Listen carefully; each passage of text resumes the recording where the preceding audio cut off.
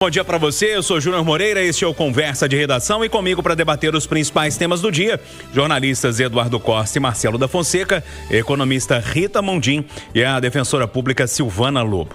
Olha só, pessoal, o trecho do anel rodoviário de Belo Horizonte, entre o bairro Olhos d'Água e a Avenida Cristiano Machado, vai ganhar 40 novos radares.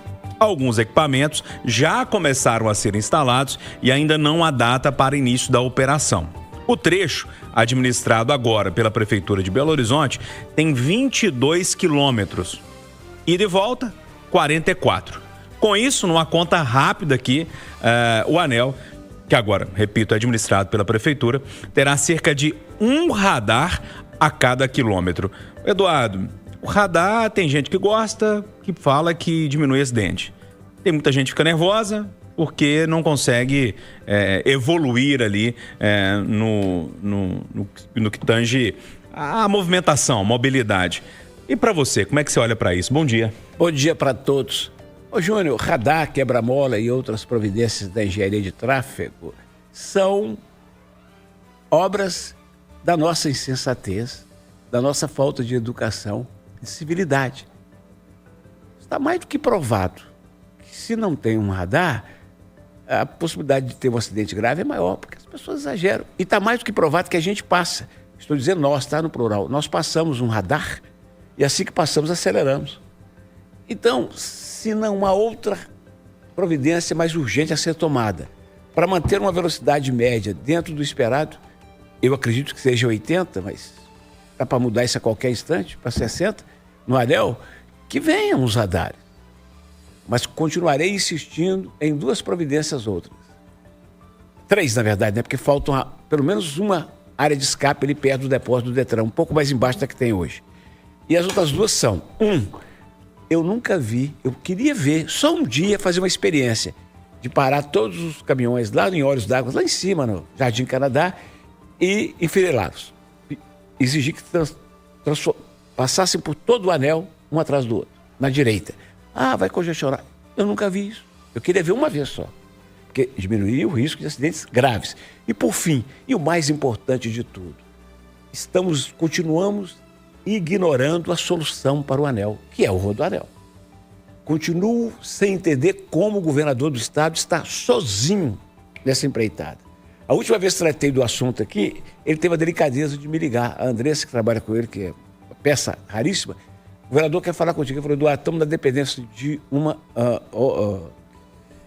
autorização do IBAMA e outra da FUNAI. Olha para você ver. Então, Marília, Álvaro, Damião, os prefeitos, estão todos em Brasília. Gente, dá uma pressionada nisso. Assembleia Legislativa, Ministério Público, vamos fazer uma força-tarefa. Mas, sobretudo, os 33 outros prefeitos, 34 prefeitos da região metropolitana, vamos fazer essa empreitada para fazer o rodoanel, gente. Temos projeto, temos empresa licitada e temos recurso, Júnior. É a solução. O problema do rodoanel desde o início foi essa falta de diálogo que você fala tanto, né, Eduardo? Tentaram enfiar por goela abaixo um traçado e não teve conversa e a gente está nesse impasse até hoje. Júnior, é preciso lembrar isso sempre, tá? O Zema está só também muito por culpa da arrogância de sua secretaria de... Secretaria de Infraestrutura, que quis impor conversa. Sim. Vai a exaustão, conversa. Nós estávamos falando de Marília e Vitório. Marília é 100% dialogável. Vitório depende. Agora o Heron também é dialogável. Conversa com os prefeitos, resolve isso e começa a obra. Mas aqui, lembrando sempre, Júnior, a obra do anel não começa por essa polêmica aqui de Contagem e Betim, ela começa por Ravena. E lá tem 2 licenças federais que estão pegando. Ô Rita Mundim, anel rodoviário então, sob nova administração e esse anúncio dos 40 novos radares, um a cada quilômetro. Bom dia para você. Bom dia, Júnior. Bom dia a todos. É a transformação do anel em uma avenida, que ele é hoje. Ele é uma avenida do contorno. E a necessidade é criar-se, né, como disse o Eduardo, o rodoanel. Então, essa transformação do anel rodoviário em uma avenida urbana é necessária para a sincronização da velocidade, para a diminuição dos acidentes. E eu acredito que o fluxo vai até fluir bem mais tranquilo e, com certeza, deveremos ter a diminuição no número de acidentes por ali. E agora a gente fica esperando, né? Porque é necessário desafogar essa avenida do contorno, é necessário dar mais condições de trafegabilidade, é necessário dar condições de logística para aquilo que é produzido, para que a economia circule, e não dá para a economia desses municípios todos que compõem a grande BH circular, né, e ter as opções de logísticas de acesso às rodovias através de uma avenida. Então, isso é uma incentivação. Graças a Deus, a avenida vai ser, digamos assim, melhorada no sentido da velocidade constante na trafegabilidade, mas é necessário para ontem um rodoanel, para que os caminhões saiam e parem de matar tantas pessoas, principalmente os caminhões, né? Mas os acidentes que acontecem ali são geralmente trágicos. O Marcelo da Fonseca, passei pelo anel no fim de semana e notei também alguns radares na Marginal, ou nas marginais, né? Esses de 50 km por hora, ou seja, a gente está falando de uma quantidade, de verdade, gente, eu dirijo há muitos anos da minha vida, inclusive dirigi profissionalmente. Eu nunca vi nada parecido no Brasil, tendo um radar a cada quilômetro, mas tomara que isso resolva o problema do anel, né? Bom dia, Júnior. Bom dia, amigos do Conversa. Bom dia a todos os ouvintes. Os radares são necessários, né, para preservar vidas, para evitar acidentes. Eu acho que isso já comprova, como o Eduardo bem citou, que quanto mais controle e fiscalização você tem, menos, né, esses acidentes causados pela velocidade. Só que eu acho que só o radar não vai resolver. Alguns acidentes muito trágicos que nós tivemos no anel rodoviário são principalmente caminhões que descem ali por trecho do Betânia, que perdem o freio. Ou o freio de lona passa a falhar, e aí os caminhões eles não têm mais nenhum controle. E aí sai fazendo aquela fileira de engavetamento de carros, né? Tivemos casos muito trágicos, né, de famílias inteiras que morreram ali.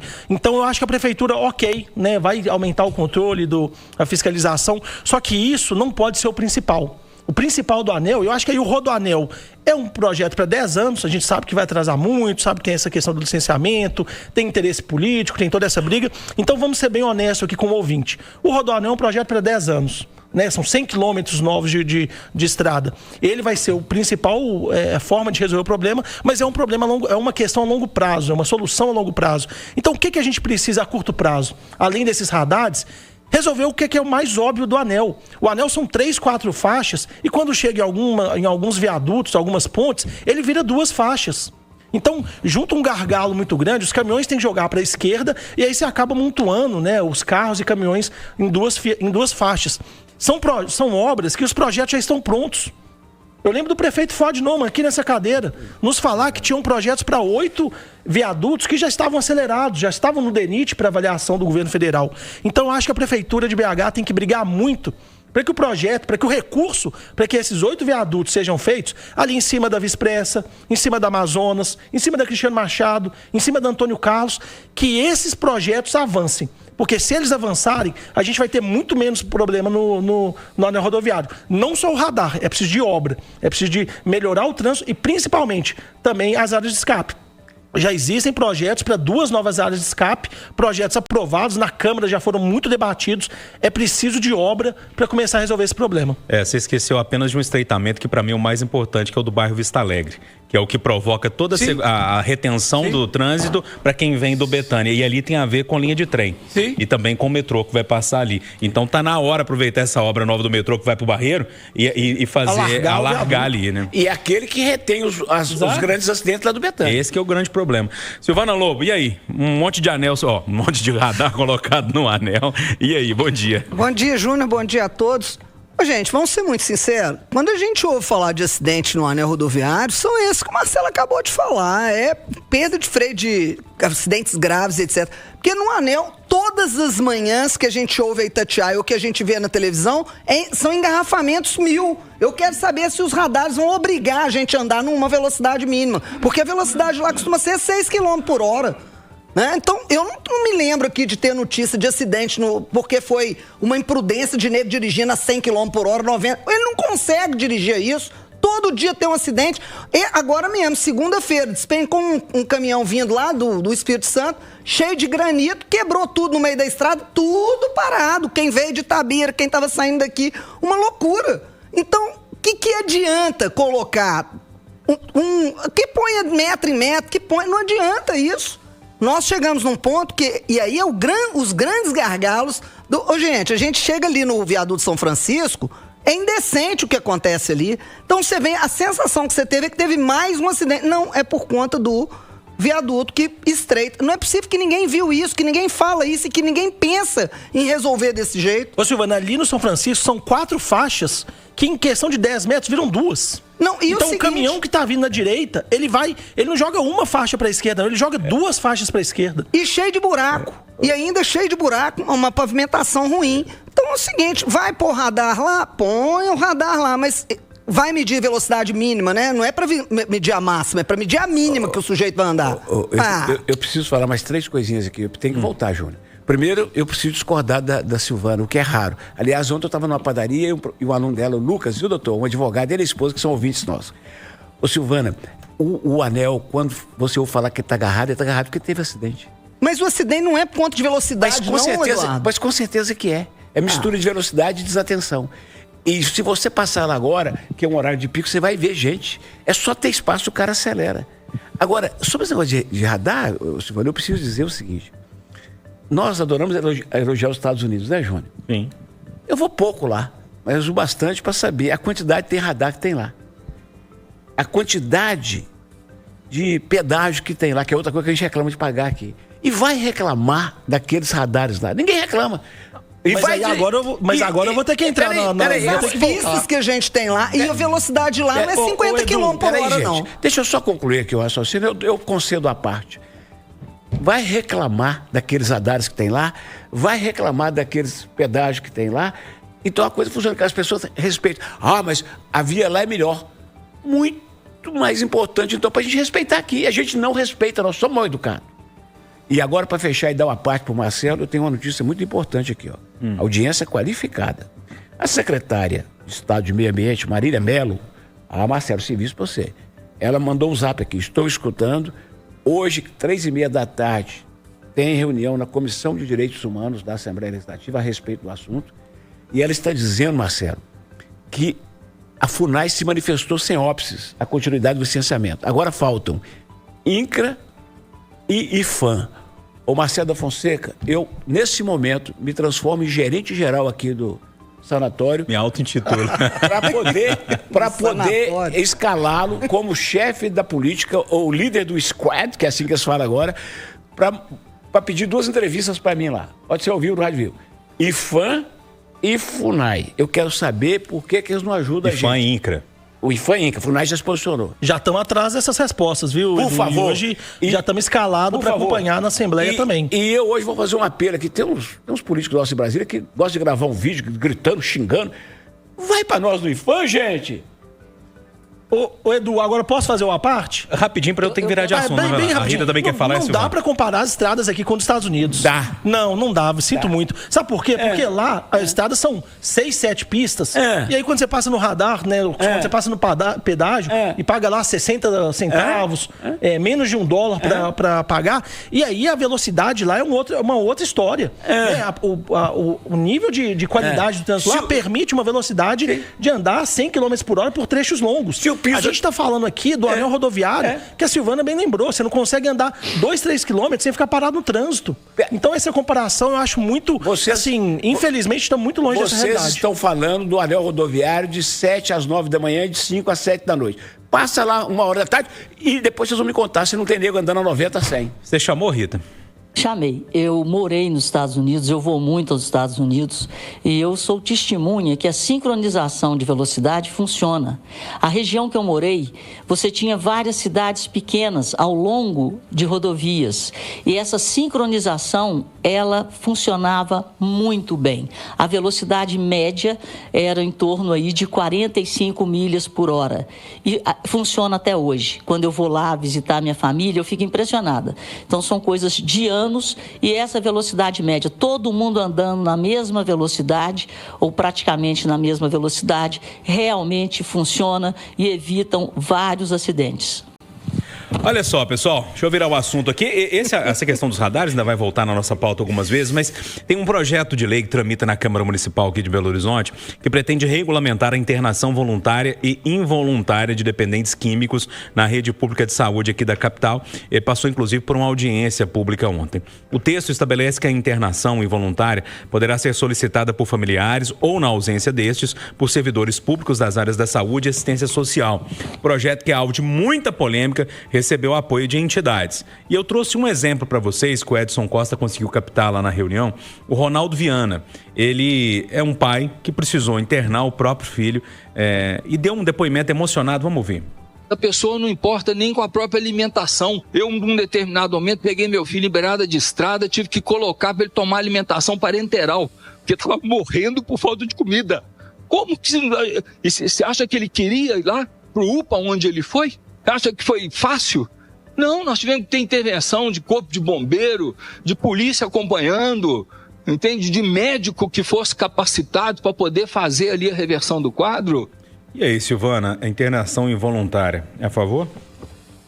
Ô, Júnior, isso realmente é muito controverso e eu sei que nós estamos aí com a luta antimanicomial, né, para que as pessoas que são portadoras de transtornos mentais e essa dependência violenta da droga, ela se encaixa dentro das pessoas com deficiências, transtornos mentais.